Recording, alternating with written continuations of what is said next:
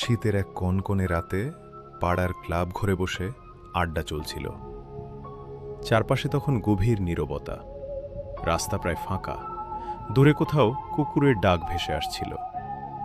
এমন সময় সমীরণ মুখোপাধ্যায় লেখক পার্থ ঘোষকে বললেন, আজ একটা জমাটি ভয়ের গল্প শোনান না পার্থদা, এমন গল্প যাতে গা শিউরে ওঠে।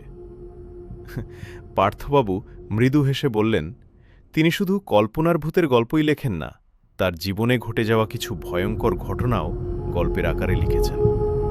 এরপর তিনি শুরু করলেন বহু বছর আগের এক ভয়াবহ অভিজ্ঞতার কথা। তখন পার্থবাবু বয়সে তরুণ, লেখালেখির জন্য নতুন জায়গায় ঘুরে বেড়ানো ছিল তার নেশা। একসময় তার ইচ্ছে হয় কোনো নির্জন নদীর বুকে নৌকায় ভেসে পূর্ণিমার আলোয় রাত কাটাবেন। সেই অভিযানে তার সঙ্গী হয় বন্ধু সায়ন্তন। বহু খোঁজখবরের পর তারা পৌঁছায় জলঙ্গি নদীর ধারে এক প্রত্যন্ত এলাকায়। স্টেশন ছিল প্রায় জনমানবহীন, চারদিকে ঝোপঝাড়, কুয়াশা আর অদ্ভুত নিস্তব্ধতা। স্টেশন থেকে বেরিয়ে তারা একটি ছোট চায়ের দোকানে নদীর রাস্তা জানতে যায়। দোকানদার ছিল মাতাল।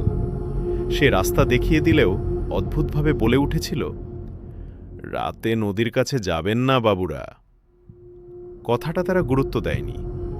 নদীর ওপারে শুকলাল নামের এক ব্যক্তি তাদের থাকার ব্যবস্থা করেন। কিন্তু যখন তিনি শুনলেন যে তারা রাতে নৌকা নিয়ে নদীর মাঝখানে যাবে, তখন আতঙ্কিত হয়ে পড়লেন। তিনি বারবার নিষেধ করতে লাগলেন। তার চোখে মুখে এমন ভয় ছিল যেন নদীটিকে ঘিরে ভয়ঙ্কর কোনো রহস্য লুকিয়ে আছে। তবুও পার্থবাবু ও সায়ন্তন সিদ্ধান্ত বদলালেন না।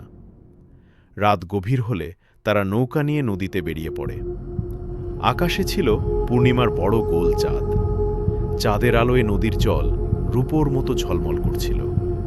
চারপাশের দৃশ্য এত সুন্দর ছিল যে প্রথমে সবকিছু স্বপ্নের মতো লাগছিল, কিন্তু কিছুক্ষণ পর অদ্ভুত ঘটনা ঘটতে শুরু করে।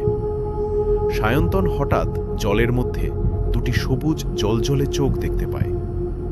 প্রথমে তারা ভাবে কোনো জলজ প্রাণী হবে, কিন্তু ধীরে ধীরে তারা দেখতে পায় নদীর জলের নিচে